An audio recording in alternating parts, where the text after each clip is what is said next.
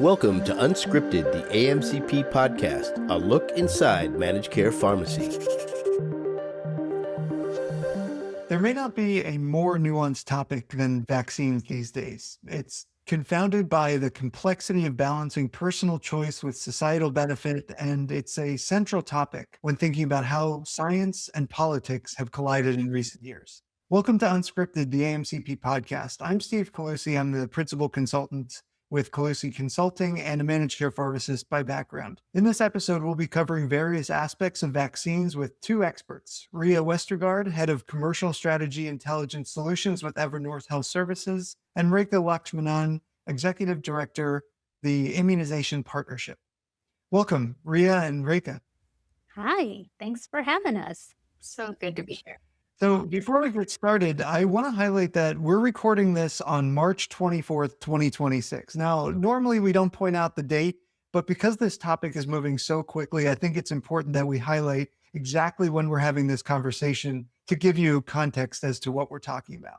Now that we got that out of the way, why don't we just go ahead and jump right in? I'd love to get a little bit of background on both of you. Ria, why don't we start with you? Thanks again for having me, Steve. I am Ria Westergaard, and I lead our intelligence solutions group at Evernorth. Evernorth is part of the Cigna group, and all of the non-Cigna healthcare companies are known as Evernorth. That includes Express Scripts, one of the U.S.'s largest pharmacy benefit services companies. I started my career 20 years ago in the retail pharmacy, helping patients day in and day out decide whether they should get a flu shot or not, and helping my family members all along the way with those tough discussions about vaccines. In my role today, I use all of my managed care career background as a pharmacist, reading every clinical trial that led to every drug getting approved to make population-based decisions, and use our data and analytics for the highest ethical good. I say that because it's my personal mission to make sure that everyone knows that research is an option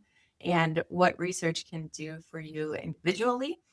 And of course, what the data and analytics can tell us about the population at large.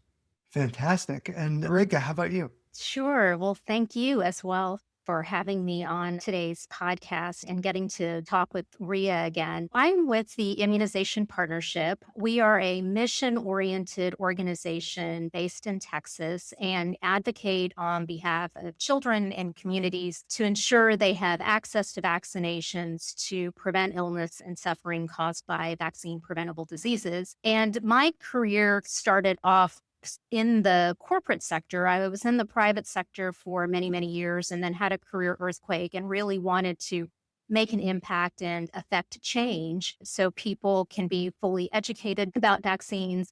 And more importantly, we had the right policies in place to ensure that people were well educated about the importance of immunizations, but also to have easy access to those life-saving public health measures. And I think for me, what really solidified my commitment and my passion about this issue was my 101-year-old grandmother passed away. And when family members pass away, stories emerge. And I learned that she was a smallpox survivor, and she was a woman who was really small in stature, but as a result of smallpox had some disfigurement on her face and was extremely self-conscious about it. But given the fact that she was a very small percentage of the population that survived during smallpox in the 1920s and 30s, it really just reminded me the impact vaccines and vaccination has on the people that we love and in the communities that we live in. And so it's my mission, along with our organization's mission, to ensure that no one has to suffer from a disease that's preventable.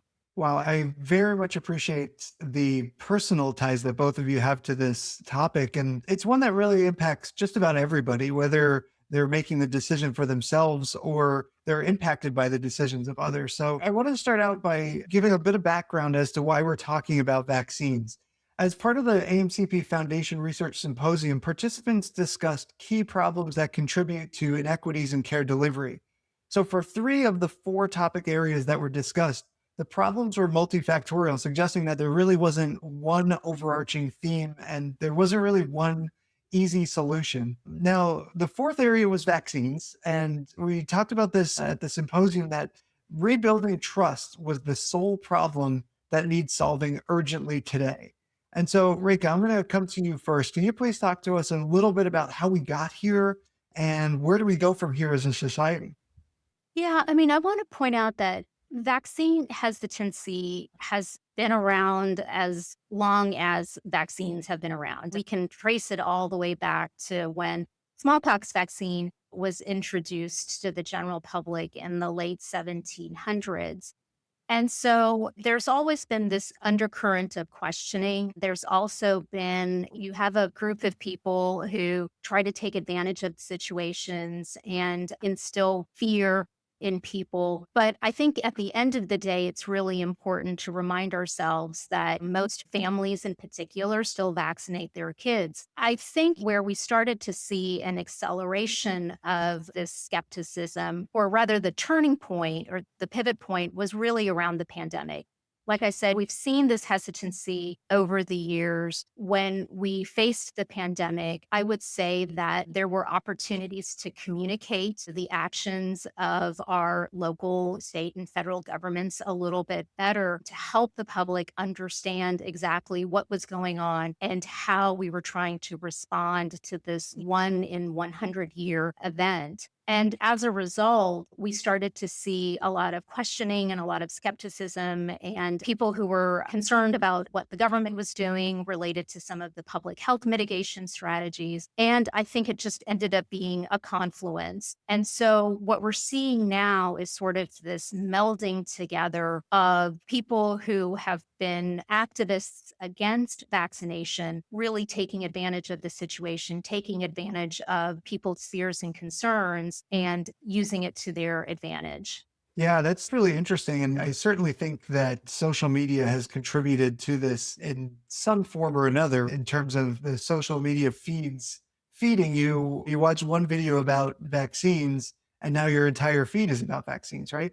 Oh, 100%. I kind of say social media is a blessing and a curse. It's a blessing because we can connect to people a lot faster. We can connect to people globally that we normally wouldn't be able to have a relationship or a connection to. But it's also a curse because it serves as an accelerant for disinformation and misinformation. And when we tend to be repetitive and go to certain sites and to resources, then all of a sudden you have the algorithm community coming in and seeing what your tendencies are and then continuing to feed that either good information or that bad information. So most definitely, I mean, social media has kind of served as a vehicle to spread bad information very quickly versus back in a couple of 100 years ago, where people would be standing on the corner passing out leaflets, which would take longer to spread across populations and communities.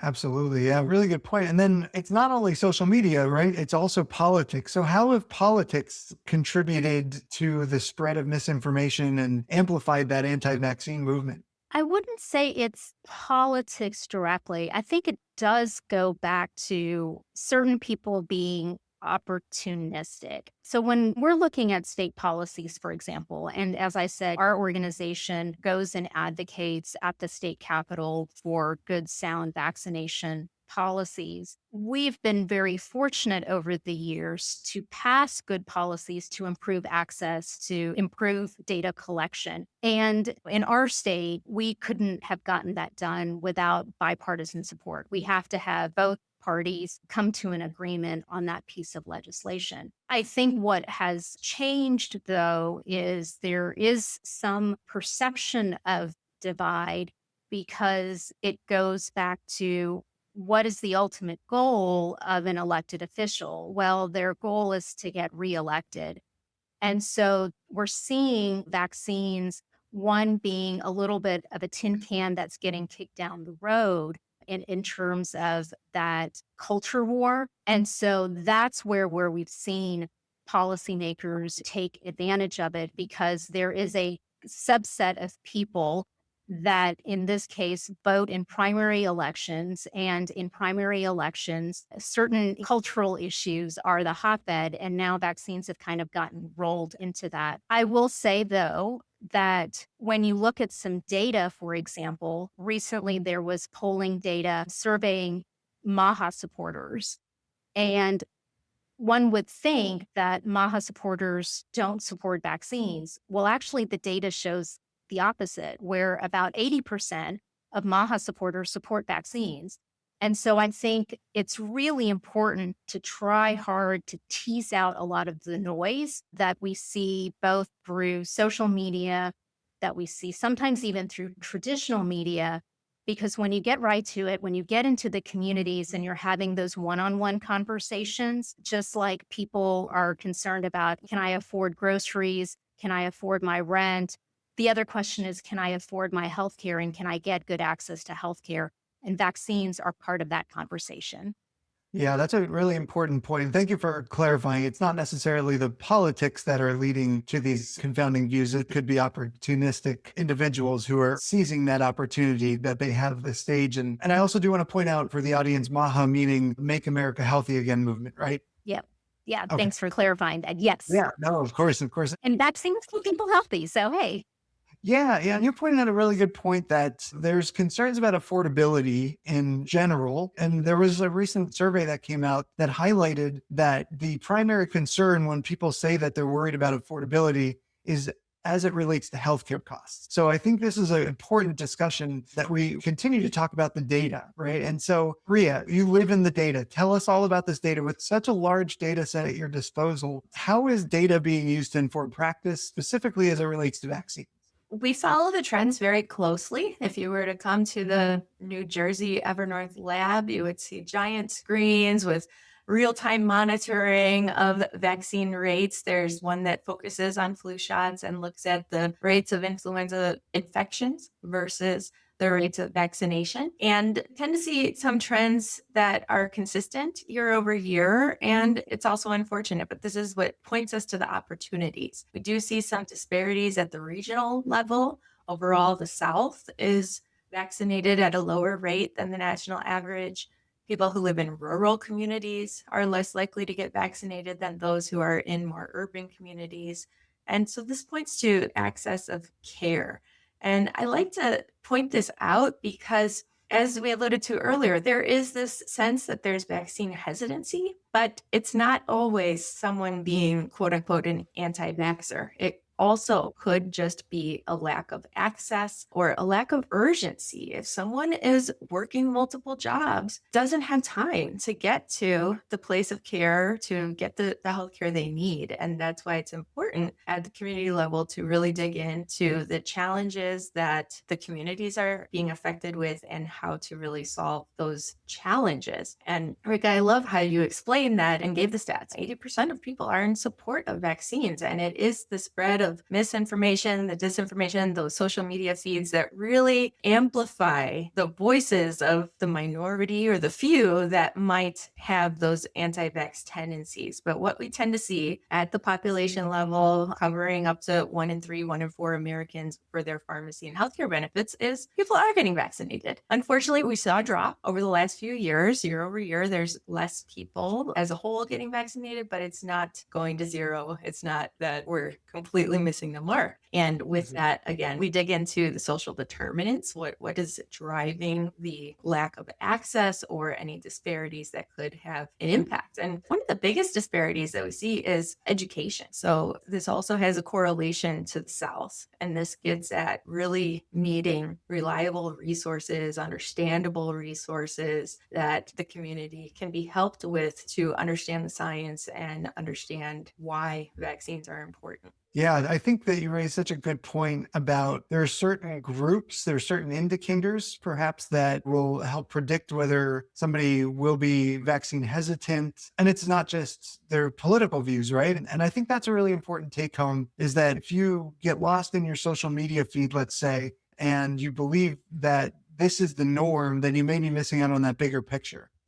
That's right. And Rick, I'll come back to you for a moment. How can data be used then to inform policy decisions? Well, I mean, I think Ria just encapsulated the importance of data and community. And again, what data allows us to do is to really get a pulse of what is happening locally. For example, one of the activities or initiatives we have happening right now at TIP is we're hosting a series of town hall meetings all across the state of Texas. And it's simply going in and talking to people about what their successes are to keeping immunization rates high, what are their challenges. And then that helps inform us by collecting both qualitative and quantitative data to package that up and then share that with lawmakers and lawmakers that cover that particular area. So they know, hey, this is what's really happening in your backyard. This is what's happening in your community. One example I would love to share is a couple of years ago, we were traveling up to the panhandle of Texas, and our state is a very large state. There's a lot of dirt, and especially in the panhandle, finding a healthcare provider like a doctor or a nurse is not easy. People are having to drive a couple of hours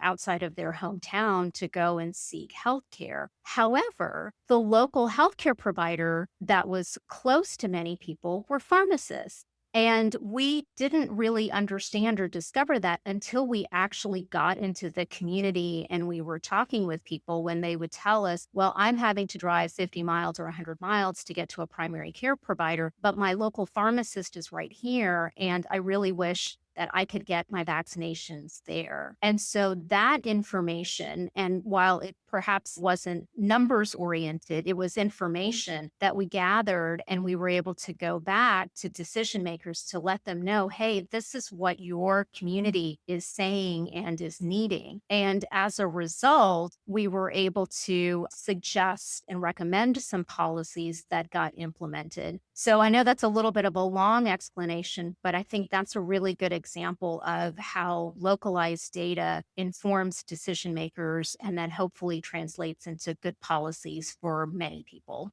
Yeah, I think you raise a really good point. Thank you so much for highlighting the role of the community pharmacist. As far back as I can remember in pharmacy school, and even years before that, I'm sure, we've been screaming from the rooftops that the role of the pharmacist, especially in the community setting, being such an accessible healthcare provider. So I love to hear that this is where some patients are turning for advice as relates to vaccines just because of geographic reasons, it sounds like, more than anything else. I want to take a moment now to turn to payers. And I want to highlight that payers don't typically manage vaccines in the same way that they do other medications. There's a lot of reasons for that. The vaccines work really well. We have the data to show that. They prevent adverse outcomes for patients. They lower downstream costs. But I would just also highlight that most payers are required to cover ACIP recommended vaccines without cost sharing, ACIP being the Advisory Committee on Immunization Practices. And so over the past year, there have been some efforts to undermine trust in vaccines by the federal government, including placing the existing ACIP experts, changing language on the CDC website, dropping recommendations for 6 childhood vaccines, cutting mRNA-based vaccine research funding, and so much more. And I want to turn to this quote that I saw in the New York Times today, actually, from Susan A. Wang. She's a former immunization advisor in the CDC. She highlighted that we had a very stringent scientific process for vetting information that would get published on the CDC website. Everything was checked and double checked. And for political appointees to take over the means of communication is devastating and also dangerous. Now, some things are correct and some things are not, which means that you can't trust any of it. So I thought that that was a very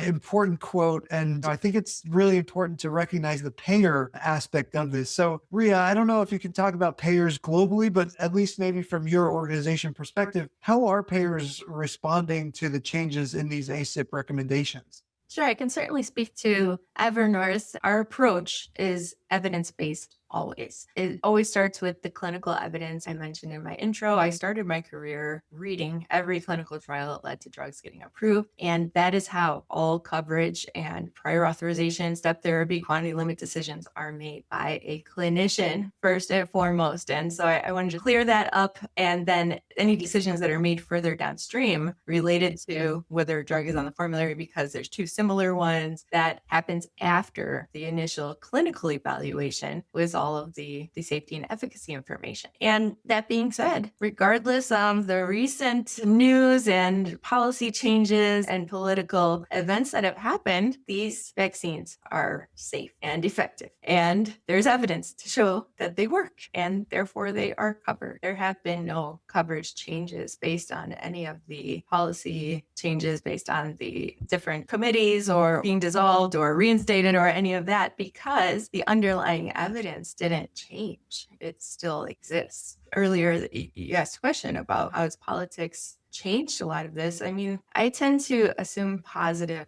intent in most cases. Politics is very polarizing, but looking at the end result and looking at some of the motivations, we've talked about it here, we need to regain trust. And unfortunately, I don't think any of the actions have improved trust at all. But what I know is, based on talking to people in my own community and my own family, after the pandemic, we're done with mandates, right? Nobody wants to be told what to do, mandated to wear a mask, any of that. And the vaccine recommendations that were updated, we went from 72 vaccines in the early part of a child's life to having some choice. Okay, now 38, and some choice and some shared decision making. I don't necessarily think there was malintent there, but it did introduce a lot of confusion, a lot of uncertainty, as healthcare practitioners are busier and busier every day, and patients need clear information. That certainly isn't black and white, leaving room for judgment, and that shared decision making takes time, and it requires reliable evidence-based information. And so, in direct reaction to your question, Steve, that quote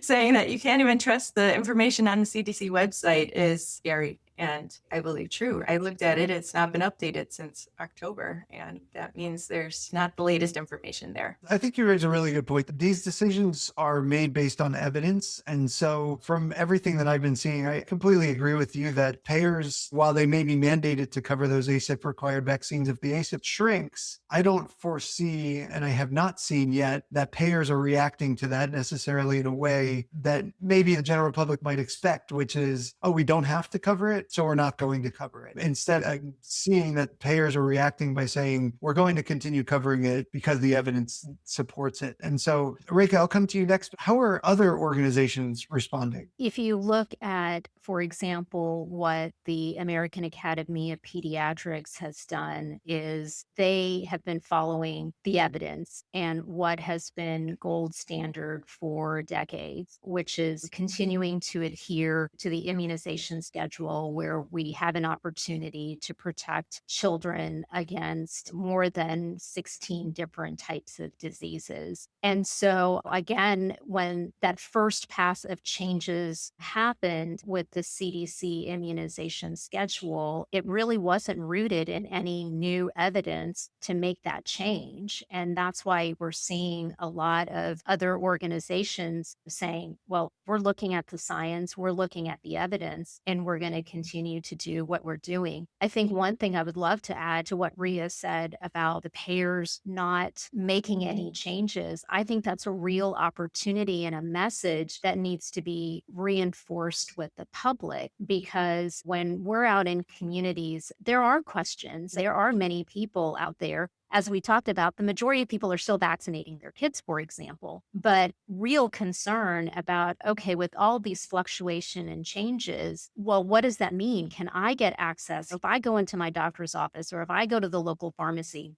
can I still get my child vaccinated against rotavirus, for example? And so it's not only sharing from a global standpoint that, oh, the changes, there's not going to be any changes to coverage. I think there's a need to pull that down into local communities, because those are definitely top of mind questions people have. Really great points. And I completely agree. It seems like there will be a need to rebuild some trust in the system here. And while we're on that topic, people may not trust pharmaceutical companies. They may not trust their insurance company. And now there's some hesitation. Many individuals are no longer trusting the CDC and ACIP. Rhea and Rika, I'm going to come to both of you for your thoughts on this. If you were talking to a patient, where would you tell them to look for information on vaccines? And if they were looking for a source of truth, what would you recommend? I like the website from the organization called immunize.org, and they have a patient-facing website, Let's Get Real About Vaccines.org, and those references are up to date and approachable, very easy to understand, and point to the safety and the evidence. I would echo immunize.org. I would also say go talk to your doctor. Despite all the noise, we know that physicians and healthcare professionals still are the number one trusted source and resource for families. And talking to pediatricians on a daily basis, for example, that is what they do. They are there to reassure, they are there to answer questions, help parents navigate through the flux and the fire hosing of information that they're getting from all walks of life. Your local healthcare provider should be your first stop with any questions you may have. Yeah, fantastic recommendations. And I would highlight both ends of the spectrum, right? For those individuals who are looking for their own information versus those who have a trusted healthcare provider, you can reach out to them as well. So we're on the topic of misinformation and all of that. We want to spread some truth. And so this is the Unscripted podcast. So I'm going to ask both of you for what is your unscripted truth about vaccines? What do payers need to know that they don't know right now? I would reiterate with payers that most families support vaccines and they want access to vaccines. And the easier we can make it for them, then the better off it is. Like I said, I think we are so consumed by the influx of noise, the dissuasion of believing that people don't want to vaccinate themselves or they don't want to vaccinate their kids. It is not to say that there is not a group of people who have questions about vaccines, and we most certainly have to have some patience and some compassion to learn and to understand where they're coming from and to make sure that they've got the right information to make an informed decision. But at the end of the day, 5 out of 6 families are still doing it. And I think, as Ria was talking earlier about data, the data shows that. And so how do we lift up the people who are getting themselves or getting their kids vaccinated and frankly celebrating them? They all deserve a pat on the back because parents have a lot of different things that they're juggling. And I think it's important for peers to understand and to recognize that. Yeah, I love that. That's great. And how about you, Ria? What's your unscripted truth? The truth is that payers want to provide the best care to patients, and vaccines are good medicine. Yes, they prevent disease. They ultimately save money in the long run. And to the point that you made, not everyone trusts their insurance company, and we don't want to bombard people with information, but the information is there. If people have questions about whether something is covered, there's the mobile app, there's different avenues to call in and check to see if something is covered, and it's pretty easily obtainable information. That also applies to whether it's covered at a pharmacy or a doctor's office. In most cases, both. Fantastic. Thank you. And we always like to leave on a positive note. So what is one silver lining that you can highlight as it relates to vaccines? I will share that the data show that people are getting vaccinated. And this is a great thing because we all want our communities vaccinated to protect each other. When you're not at the high risk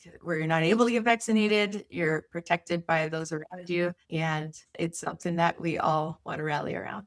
Yeah, certainly something we're all working towards as well, right? So that's great. And how about you, Reka? I would say all of a sudden, vaccines are the thing to talk about. After doing this for quite some time, we've been trying to get it at the forefront. Oftentimes, these are not necessarily the conversations we want to have, but I really do think that there's a real opportunity to course correct and help people get the right information and remind them that you are not alone. What you are doing is normal. And what we hear kind of out in the ether is not normal. So keep doing what you're doing. Excellent. Well, really appreciate both of your insights today and as part of this discussion. Extremely timely and something that impacts us all. So I'm so happy to have had the opportunity to speak with both of you and hope that our audience has enjoyed. Thank you, everybody, for listening today. And we'll see you next time on Unscripted.